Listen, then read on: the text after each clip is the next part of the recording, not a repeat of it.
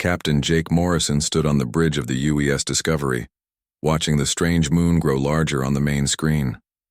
The rocky surface looked gray and empty, but today it would make history.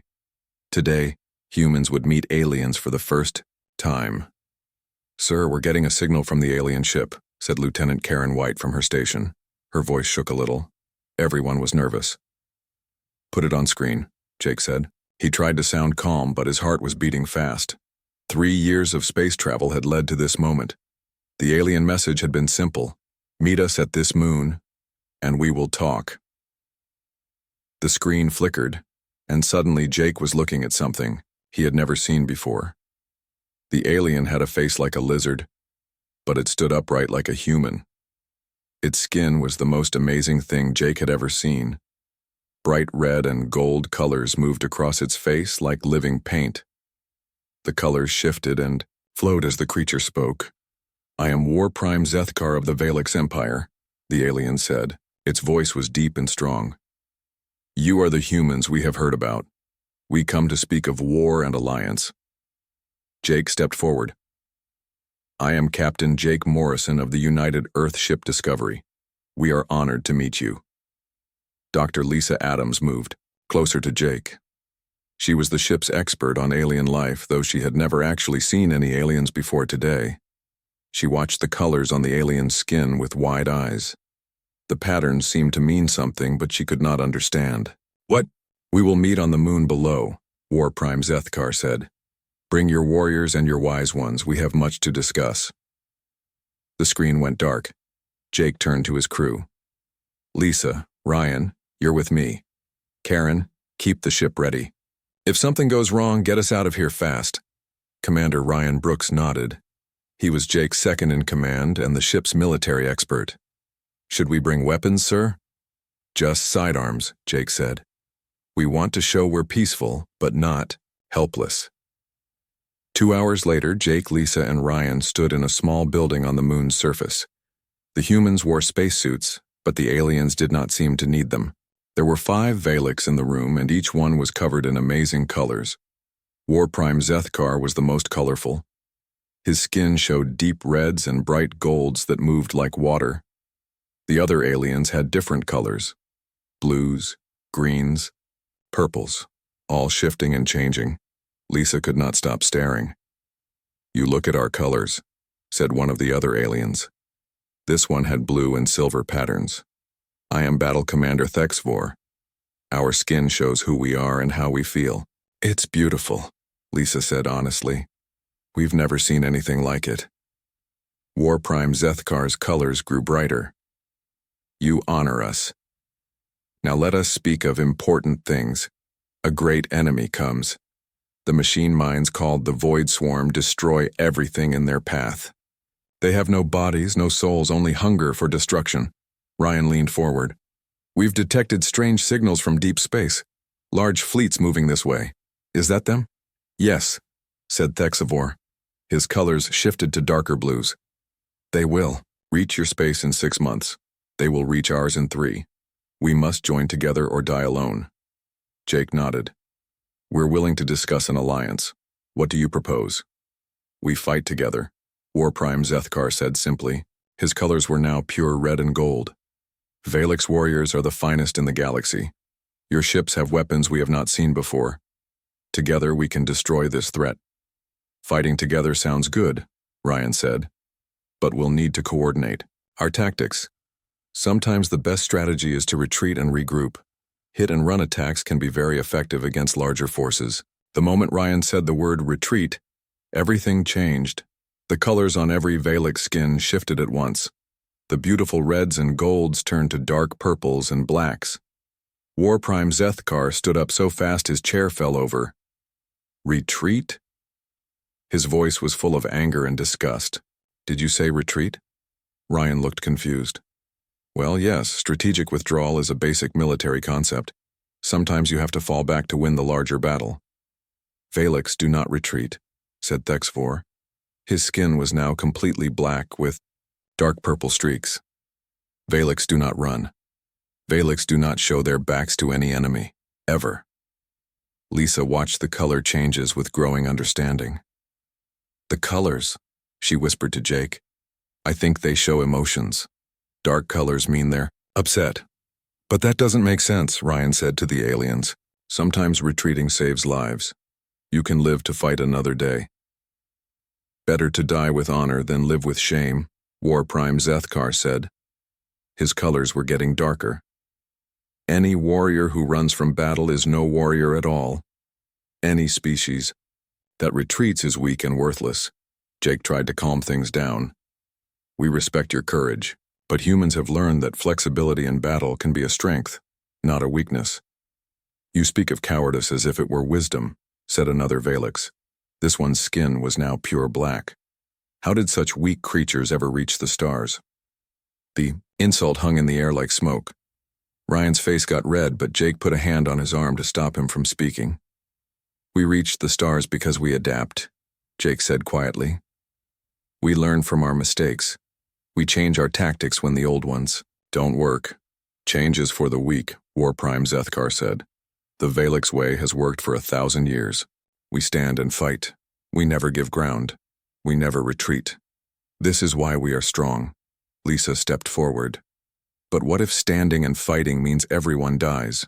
What if there's no one left to remember your courage? Then we die with honor, Thexvor said.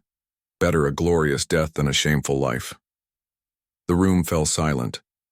The humans looked at each other, not knowing what to say. The Valix stood like statues, their dark-colored skin making them look angry and dangerous. Finally, Jake spoke. We need time to think about this. This alliance is too important to rush. There is nothing to think about, War Prime Zethkar said. Either you fight like warriors or you are useless to us. Either you stand with us until death or you stand against us. That's not fair, Ryan said. We want to help, but we won't throw our lives away for nothing.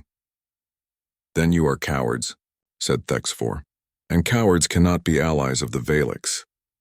The colors on the alien skins were now so dark they were almost invisible. Only thin lines of deep purple showed that there had once been beautiful patterns there. Jake stood up. This meeting is over. We'll return to our ship and contact our government. Maybe they can find a way to work together that honors both our peoples. Do not bother, War Prime Zethkar said. The Valix Empire will face the Void Swarm alone. We will show the galaxy what real courage looks like. As the humans left the building, Lisa looked back at the aliens. Their colors were still dark, but she thought she saw something else there. Fear, maybe, or sadness. She wondered if the Valix were as confident as they pretended to be. Back on the Discovery, Jake sat in his captain's chair and stared at the stars. Somewhere out there, a terrible enemy was coming. The Valix were brave, but their pride might get them all killed. And if the Valix fell, humanity would face the Void Swarm alone. Sir, Karen said from her station. We're getting a message from Earth Command. They want a full report. Jake sighed. How could he explain that first contact had failed because aliens thought humans were cowards? How could he make them understand that sometimes the bravest thing to do was run away and live to fight another day? He looked at the alien ship on his screen. Even from here, he could see it was built for war. No retreat systems, no escape pods, just weapons and armor. The Valix had built their entire culture around never backing down. Jake hoped they would survive long enough to learn that sometimes the strongest thing you can do is bend, so you don't break. 3 months had passed since the failed meeting with the Valix. Captain Jake Morrison was reading reports in his cabin when the emergency alarm started screaming. He ran to the bridge where Lieutenant Karen White was working frantically at her station. Sir, we're picking up massive energy signatures from Valix space, she said. Her face was pale. It looks like a full-scale invasion. Jake's heart sank. The Void Swarm? Yes, sir. Hundreds of ships, maybe thousands. They're attacking Valix Prime directly. Dr. Lisa Adams rushed onto the bridge. Captain, we're getting a transmission from the Valix. It's on all frequencies. Put it through, Jake ordered. The screen filled with War Prime Zethkar's face, but something was wrong. His beautiful red and gold colors were faded and dull. Behind him, Jake could see explosions and smoke. Human ships, Zethkar said, his voice strained. The machine swarm attacks our homeworld. We ask for your help. Jake noticed that the proud alien could barely say the words ask for help. His colors shifted to embarrassed browns and yellows. We're on our way, Jake said without hesitation. Hold on. Admiral Kate Sullivan's voice came over the communication system from Earth. Command. All human ships in the sector proceed to Valix Prime immediately. Operation Helping Hand is now active. Jake had never been so glad to hear those words. Despite their disagreement, he could not stand by and watch an entire species get wiped out. The Discovery reached Valix space 12 hours later, along with 15 other human ships. What they saw made everyone sick. The beautiful blue and green planet was covered in black smoke. Pieces of destroyed Valix ships floated everywhere like metal snow. My God, whispered Ryan Brooks from the tactical station. Look at the size of those swarm ships. The Void Swarm vessels were huge black shapes that looked like mechanical spiders. Each one was 3 times bigger than the largest human ship. Worse, they seemed to learn and adapt to every attack the Valix threw at them. Captain, Karen reported, the Valix are requesting permission to beam someone aboard. Granted, Jake said. A few minutes later, Battle Commander Thexivore appeared on the bridge. Jake barely recognized him. The blue and silver colors that had once covered his skin were now faded to gray and brown. He looked tired and defeated. Commander Brooks, Jake said, work with Battle Commander Thexivore to assess the situation. Ryan nodded and gestured for the alien to follow him to the tactical room. Thexivore moved slowly, his shoulders bent with exhaustion. In the tactical room, Ryan spread out star charts and battle reports. What's the current situation? He asked. Thexivore's colors grew even duller. We have lost 60% of our fleet. The machines adapt to every tactic we use. They learn from each battle and become stronger. Ryan studied the battle reports. The pattern was clear and terrible. The Valix had fought exactly as they always had, in straight lines, holding fixed positions, never retreating even when surrounded. I can see the problem, Ryan said carefully. Your formations are too rigid. When the swarm surrounds one group, the others can't help because they won't leave their positions. Thexivore's skin flashed with angry purple for a moment, then faded, back to gray. We cannot abandon our battle, brothers. We must hold our assigned positions. But if you fall back and regroup, you could save more lives, Ryan explained. Look at this battle report. Your third fleet was completely destroyed because they wouldn't retreat when they were outnumbered 10-1. They died with honor. Thexivore said, but his voice sounded hollow. They died for nothing, Ryan said bluntly. If they had pulled back, they could have joined with your second fleet and maybe won the battle. Thexivore was quiet for a long time. His colors shifted through, different shades of brown and gray. Our ways have served us for 1,000 years, he said finally. Your ways are getting your people killed, Ryan replied. Sometimes the bravest thing a warrior can do is save his soldiers' lives by making a tactical retreat. Meanwhile, on the gay planet's surface, Dr. Lisa Adams was working with Valix healers in a field hospital. The wounded Valix warriors were the saddest thing she had ever seen. Not only were they hurt, but their skin colors were all wrong. Dr. Adams, said healer Vextam, an elderly Valix whose skin had once been bright green. Now it was a sickly, yellow-brown. We do not understand what is happening to our people. Lisa looked around the hospital. Every single Valix had the same problem. Their colors were fading away. Warriors who should have had bright blues and reds now looked like they were covered in mud.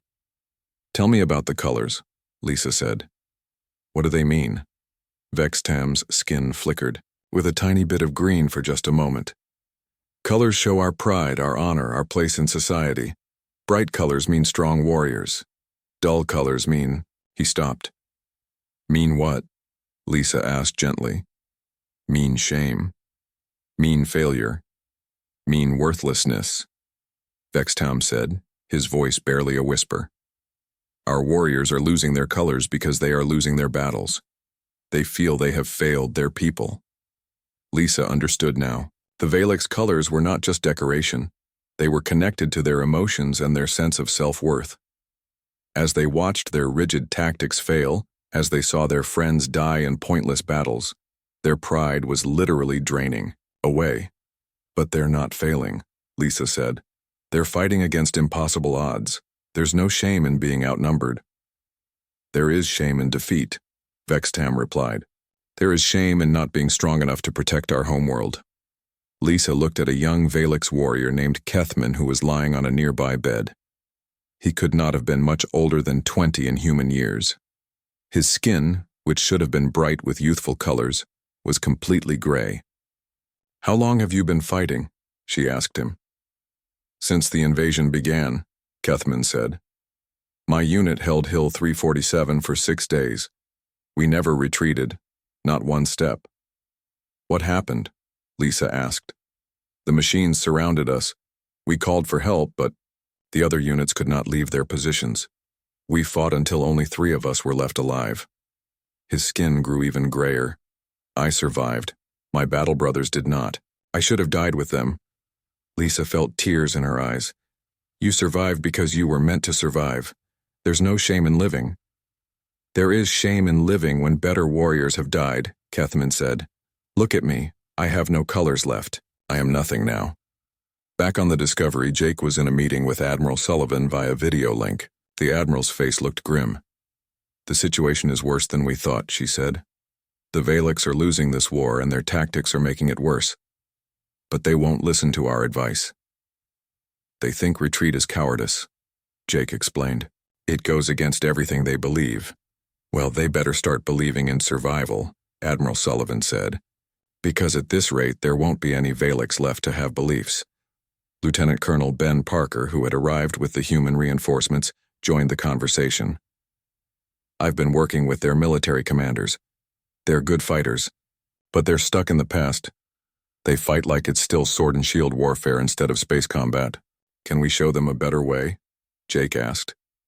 I've been trying, Ben said, but every time I suggest flexible tactics, they get offended. Their pride is literally killing them. Jake looked out at the burning planet below. Somewhere down there, brave Valix warriors were dying because they would not bend. Their beautiful colors were fading away as their world fell apart around them. Keep trying, Jake said. Maybe if we show them our tactics work, they'll start to listen. But deep down, Jake wondered if the Valix would change their ways before it was too late. Their pride had made them strong, but now that same pride was destroying them. The question was whether they could learn to bend before they broke completely.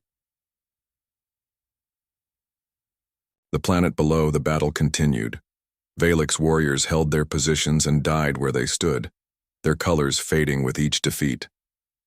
The Void Swarm grew stronger with every victory, learning and adapting while their enemies refused to change. Time was running out and the Valix were running out of colors. 2 weeks into the battle for Valix Prime, Dr. Lisa Adams made a discovery that changed everything. She was working in the medical bay when she noticed something strange about the Valix patients. Their color loss was getting worse, but it was not random.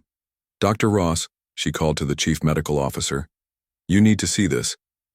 Dr. Helen Ross came over to where Lisa was examining a young Valix warrior. The alien's skin was almost completely gray now, with only tiny flecks of what used to be blue scattered across his arms. Look at these readings, Lisa said, pointing to her scanner. The color cells in their skin are connected directly to their brain chemistry. When they feel shame or defeat, the neural pathways that control color actually shut down. Helen studied the data. So they're not just losing color because they're sad. They're losing color because their brains are literally turning off the color-making parts of their bodies. Exactly, Lisa said. And it's getting worse. The more battles they lose, the more color they lose. The more color they lose, the more ashamed they feel. It's a cycle that feeds on itself. Just then, War Prime Zethkar entered the medical bay. Lisa gasped when she saw him. The proud leader who had once blazed with red and gold was now a dull brown color. Only thin lines of faded yellow showed where his magnificent patterns used to be. Human doctors, he said, his voice tired. Can you help our wounded? We're trying, Helen said gently. But War Prime, we need to talk about what's happening to your people's colors. Zethkar's remaining yellow faded even more. It is our shame, made visible. We are failing our ancestors, failing our people. The colors leave us because we are no longer worthy of them. That's not true, Lisa said. You're fighting an enemy that outnumbers you 10 to 1. There's no shame in struggling against those odds. There is shame in losing, Zethkar said. There is shame in watching our homeworld burn while we stand helpless. Captain Jake Morrison walked into the medical bay at that moment. He had been visiting wounded human soldiers when he heard the conversation. War Prime, Jake said. We've been studying the Void Swarm's tactics. They're using your own strategies against you. Zethkar's colors grew even duller. What do you mean? They know you won't retreat, Jake explained. So they surround your forces and destroy them piece by piece. They're counting on your refusal to fall back. We cannot abandon our positions, Zethkar said, but his voice lacked its old strength. It is not our way. Your way is killing your people, Jake said bluntly, and it's killing their colors too. Meanwhile, on the other side of the city, Sergeant Danny Clark was leading a small unit of human Marines in a guerrilla attack against a Void Swarm outpost. With him was young Kethman, the Valix warrior who had lost all his colors. Remember, Danny whispered to his team, hit fast, hit hard, then get out. We're not here to hold ground. We're here to cause damage and disappear. Kethman looked confused. But Sergeant Clark, should we not hold the position once we take it? No, Danny said. That's what they expect. We take it, blow it up, and leave before they can surround us.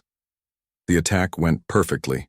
Danny's team destroyed the swarm outpost in less than 10 minutes, then vanished into the ruins before enemy reinforcements arrived. As they ran through the rubble, Kethman felt something he had never experienced before. They had won a battle by running away. Back at the human base, Kethman sat quietly while Danny explained the mission to other soldiers. The young Valix was trying to understand what had happened. Sergeant Clark, he said finally, we destroyed the enemy, but we did not stay to defend the ground. How is this victory? Danny sat down next to him. Kid, ground is just dirt. The real victory is that we hurt them and none of us got hurt. We can do it again tomorrow. But in Valix tradition, warriors must hold what they take, Kethman said. And how's that working out for your people? Danny asked, not unkindly. Kethman was quiet for a long time. Then he said something that surprised Danny. It is not working. We are losing everything. That night, Kethman did something no Valix had ever done before. He asked to join another human raid. When his Valix commander heard about it, the older warrior was furious. You shame yourself and your family, Battle Commander Thexfor said. His own colors were now so faded he looked like a shadow. Running from battle is cowardice. But we won the battle, Kethman said. We destroyed the enemy and lived to fight again. You ran away, Thexivor said. No true warrior runs from the enemy. Then why are we losing? Kethman asked. If our way is so right, why is our world burning? Why have our colors faded to nothing? Thexivor had no answer. He turned away, his gray skin making him look like a walking corpse. The next day, Dr. Lisa Adams made another discovery. She was scanning Kethman for injuries when she noticed something amazing. Hidden in the gray of his skin were tiny dots of new color. They were not the traditional Valix colors of red and blue and gold. They were different, subtle greens mixed with silver, small patches of deep purple with hints of copper. Kethman, she said excitedly. Look at this. She showed him the scanner readings. The young Valix stared at the screen in wonder. I do not understand, he said. What are these colors? I think they're new colors, Lisa said. Colors that represent new ideas about courage and honor. Word of Kethman's new colors spread quickly through the Valix forces. Some were angry and called him a traitor. Others were curious and wanted to know more. A few even asked to join the human raids. War Prime Zethkar came to see Kethman personally. The old leader looked at the young warrior's strange new colors with confusion and something that might have been hope. What have you learned from the humans? Zethkar asked. I have learned that there are different kinds of courage, Kethman said carefully. Sometimes courage means standing and fighting. Sometimes courage means living to protect others another day. You speak of retreat as if it were honorable, Zethkar said, but his voice was not angry. It was tired. War Prime, Kethman said. Look around you. Look at our people. Our colors are gone. Our world is burning. Our warriors are dying for nothing. Is this honor? Zethkar looked at his own faded skin. Once he had been the most colorful Valix alive. Now he looked like he was made of mud. What would you have us do? He asked quietly. I would have us learn, Kethman said. I would have us adapt. I would have us find new ways to be brave. That evening, Captain Jake Morrison received an unexpected visitor. War Prime Zethkar came, to his ship alone. The alien leader looked smaller somehow, as if losing his colors had made him shrink. Captain Morrison, Zethkar said, I need to ask you something, and I need an honest answer. Go ahead, Jake said. If you were in my position, what would you do? Jake considered his words carefully. I would swallow my pride and do whatever it took to save my people, even if it meant changing everything I believed about courage and honor. Zethkar was quiet for a long time. When he spoke again, his voice was barely a whisper. Our colors are gone, Captain.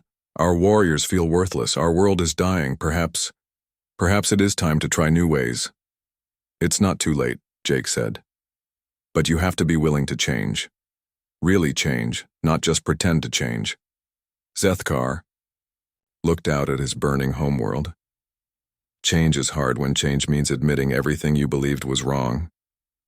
It's not about right or wrong, Jake said. It's about what works. Your old ways worked when you were fighting other Valix with swords and shields. But this is a different kind of war. As Zethkar left the ship, Jake noticed something. Deep in the alien's faded skin, there was a tiny fleck of new color. It was small and hard to see, but it was there. A little spot of silver mixed with blue. Maybe, Jake thought, there was hope after all. Maybe the Valix could learn new ways to be brave. Maybe they could find new colors to replace the ones they had lost. But time was running out. The Void Swarm was preparing for their final attack, and the Valix were running out of warriors, colors, and hope. The final attack came at dawn. Captain Jake Morrison watched from his ship as thousands of Void Swarm vessels descended toward Valix Prime like a black cloud. The machine ships moved in perfect formation, ready to finish what they had started. Sir, Lieutenant Karen White called from her station. The Valix are sending all their remaining forces to defend the capital city. It looks like they're making their last stand. Jake felt his heart sink. He had hoped War Prime Zethkar would listen to reason, but the alien leader was still following the same failed tactics. The Valix would stand and fight until they were all dead. Down on the planet, War Prime Zethkar stood with his remaining warriors in the capital square. There were maybe 5,000 of them left from an army that had once numbered in the millions. Every single one of them was gray and colorless, now like walking shadows of what they used to be. Warriors of the Valix Empire, Zethkar called out, his voice echoing off the empty buildings. Today we make our final stand. Today we show the galaxy what true courage looks like. The warriors cheered, but it was a hollow sound. They had no colors left to show their pride. Their weapons felt heavy in their hands. Many of them were wounded and tired from months of fighting. Battle Commander Thexvor stood beside Zethkar. His skin was so gray he looked like a statue.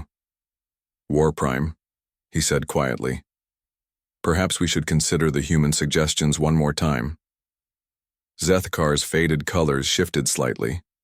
For just a moment, a tiny flash of angry red appeared on his forehead, then disappeared. No, he said. We are Valix. We do not run. We do not retreat. We stand here and fight until the end. But even as he said the words, Zethkar felt doubt eating at his heart. Around him, his warriors looked like ghosts. Their beautiful colors were gone, replaced by the gray of shame and defeat. Was this really what honor looked like?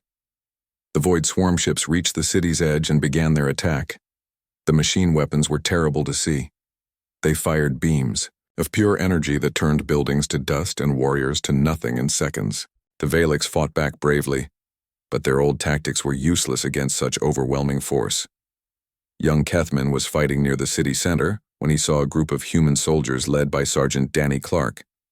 The humans were using hit-and-run tactics, striking at the swarm forces and then disappearing before they could be surrounded. "Kethman," Danny called out, "get your people out of there. You're sitting ducks in that formation." Kethman looked around at his fellow Valix warriors.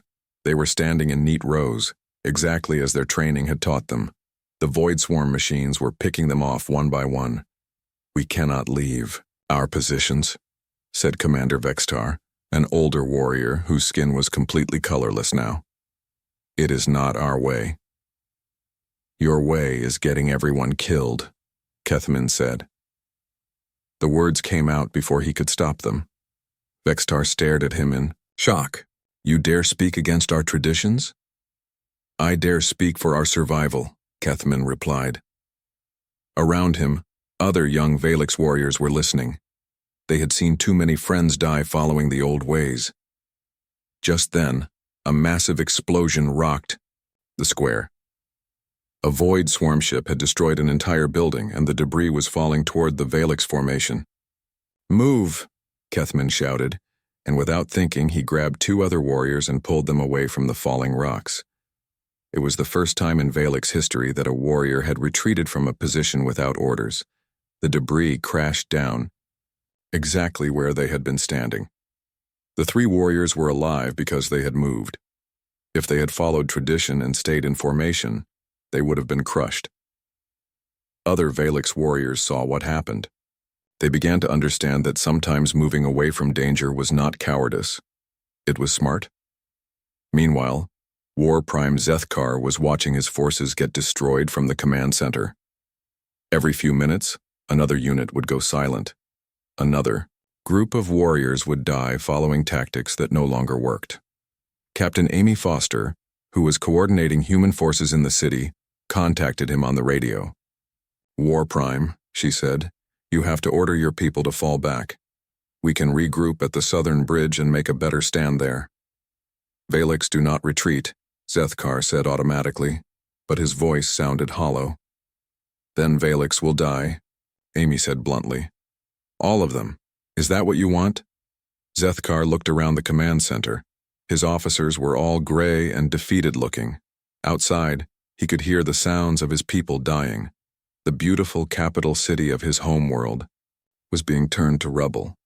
"If we retreat," he said slowly, "we abandon everything our ancestors built." "If you don't retreat," Amy replied, "there won't be anyone left to remember your ancestors." At that moment, young Kethman's voice came over the radio. "War Prime, request permission to move my unit to better defensive positions." It was the first time any Valix had ever asked permission to retreat. Zethkar felt something break inside his chest. For 1,000 years, no Valix warrior had ever asked to fall back. Now his youngest fighters were begging him to let them, save their own lives. "War Prime," Kethman continued, "we can save more lives if we fight smarter, not just harder." Zethkar closed his eyes. Every instinct in his body screamed against what he was about to do. Every tradition of his people told him it was wrong. But his warriors were dying, and dying for nothing. "All units," he said into the radio, his voice shaking. "Fall back to the southern bridge. Repeat, all units fall back to the southern bridge." The silence that followed was deafening. For several seconds, no one responded. Then, slowly, reports began coming in. 1st Battalion, acknowledging. Retreat order. 3rd Company moving to southern bridge. Artillery units falling back as ordered. It was the first time in Valix history that their military had ordered a retreat. Zethkar felt like he was betraying everything his people had ever believed in. But as the reports came in, he realized something amazing was happening. His warriors were surviving. The fighting withdrawal to the southern bridge was chaotic and difficult. Many Valix warriors had never practiced retreating and did not know how to do it properly. But the humans helped them, showing them how to move while still fighting, how to cover each other while falling back. Kethman found himself working closely with Sergeant Danny Clark during the retreat. As they helped other Valix warriors move to safety, something incredible happened. The tiny new colors in Kethman's skin began to grow brighter and spread. "Look," said another young Valix warrior named Tethva. "Kethman's colors are changing." Other warriors stopped to stare. Instead of the traditional bold reds and blues of Valix pride, Kethman was developing subtle new patterns, deep greens mixed with silver, soft purples touched with gold.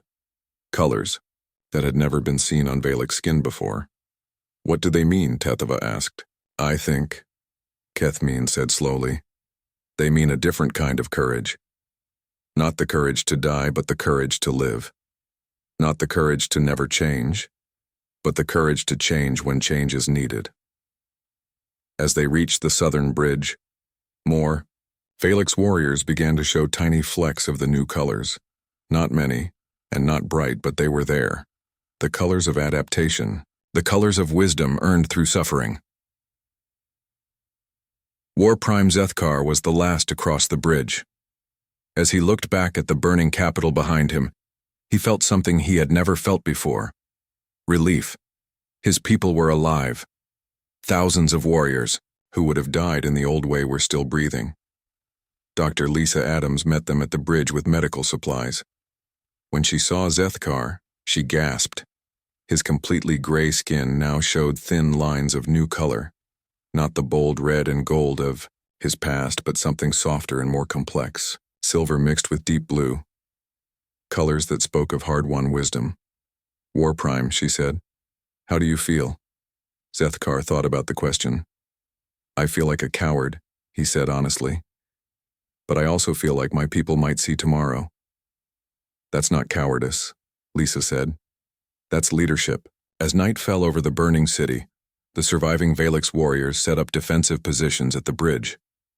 For the first time in their history, they were planning to fight a battle where retreat was an option, where living to fight another. Day was more important than dying in glorious defeat.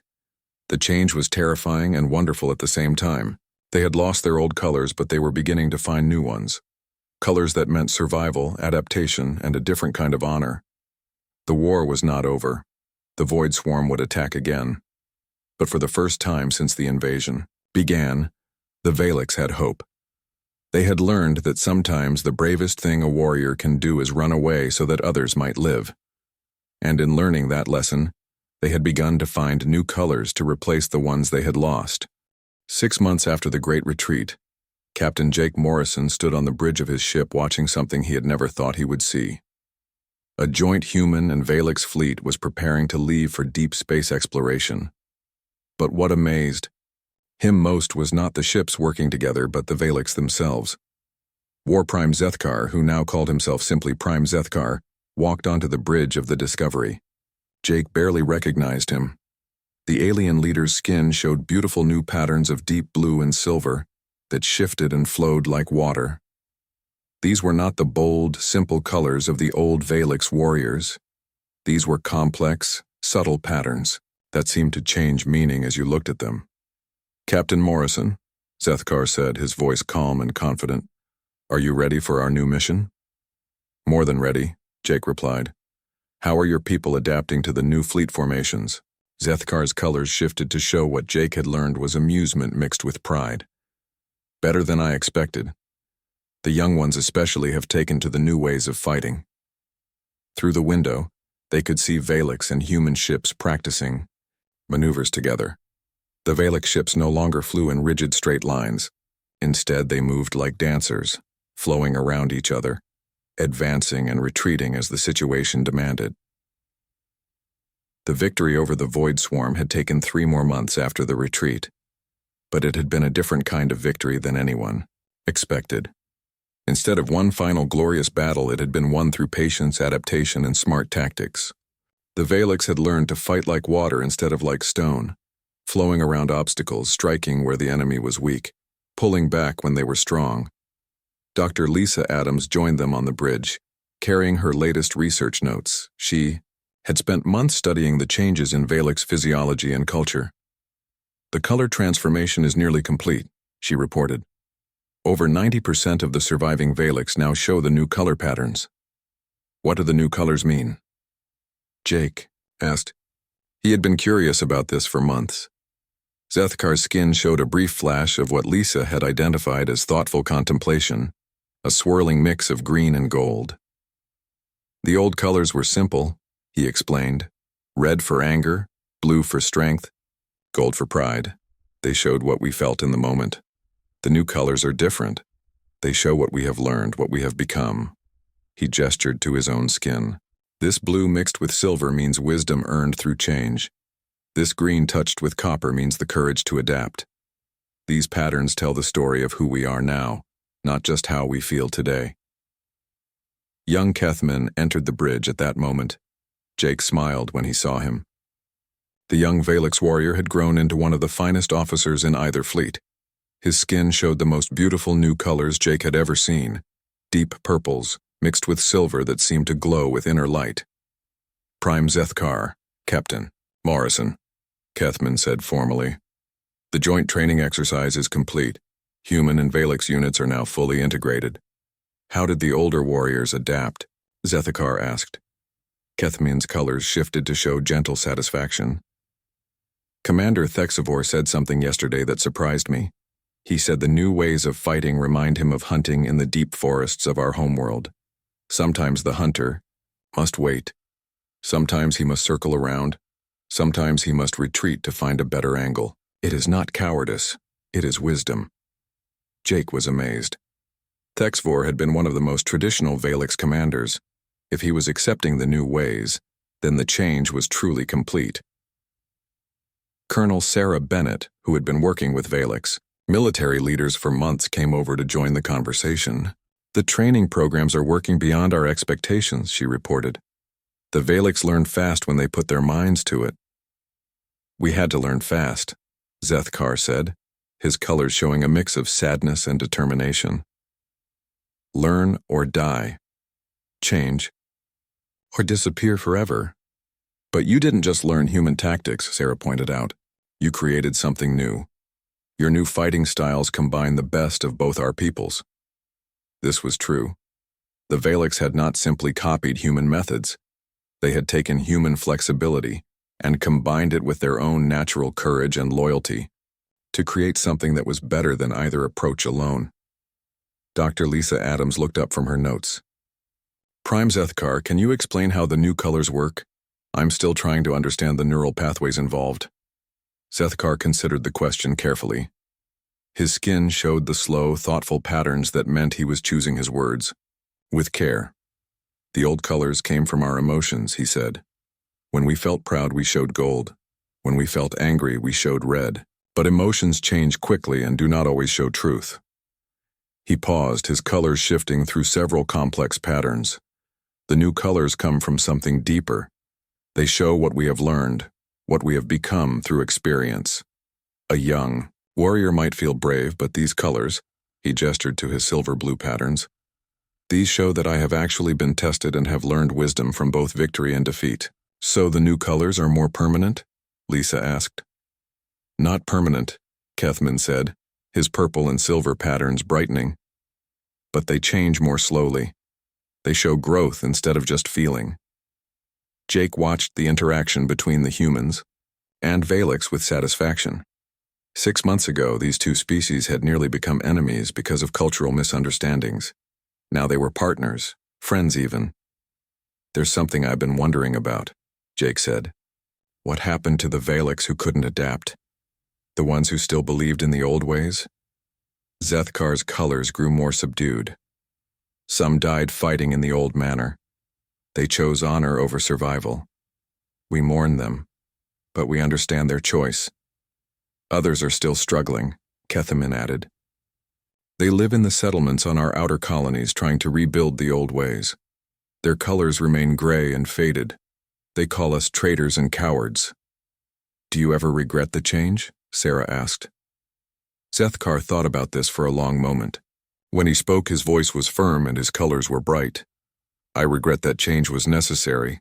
I regret that our old ways failed us when we needed them most, but I do not regret choosing life over death, adaptation over extinction.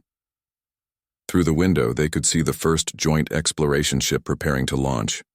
It was called the UES-VS Harmony, and it carried both human and Valix crew members. The ship itself was a beautiful combination of human engineering and Valix artistry. "Where will you explore first?" Jake asked. "The Andromeda sector," Kethman replied enthusiastically. "There are reports of new civilizations there. We hope to make contact and perhaps prevent the kind of misunderstandings that nearly destroyed the alliance between our peoples." Lisa smiled at this. "You've learned more than just military tactics, you've learned diplomacy too." "We learned that strength comes in many forms," Zethkar said. "Sometimes strength means standing and fighting. Sometimes it means bending so you do not break. Sometimes it means running so you can live to protect others." Jake thought about how much had changed. The Valix had lost their original colors, but they had gained something more valuable, the ability to change and grow. Their new colors were more beautiful than the old ones because they represented real wisdom instead of just tradition. The Harmony launched for deep space. Jake felt proud of both species. Humans had learned about courage and loyalty from the Valix.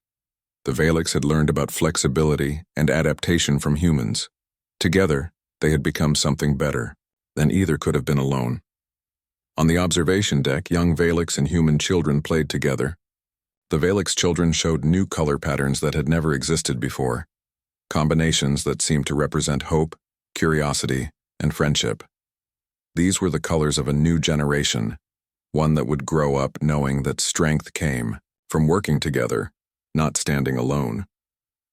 Prime Zethkar joined Jake at the window to watch the children play. "My people used to say that a warrior who retreats has no honor," he said quietly.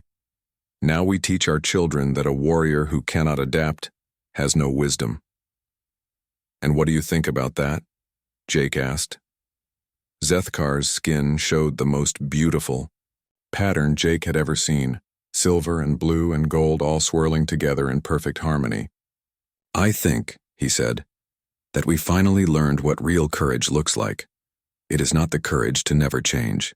It is the courage to change when change means survival, growth, and hope for the future." As their ship headed toward new stars and new adventures, both humans and Valix carried with them the lesson they had learned together. Sometimes the bravest thing you can do is run away so you can live to fight another day. And sometimes losing your old colors is the only way to find new ones that are even more beautiful.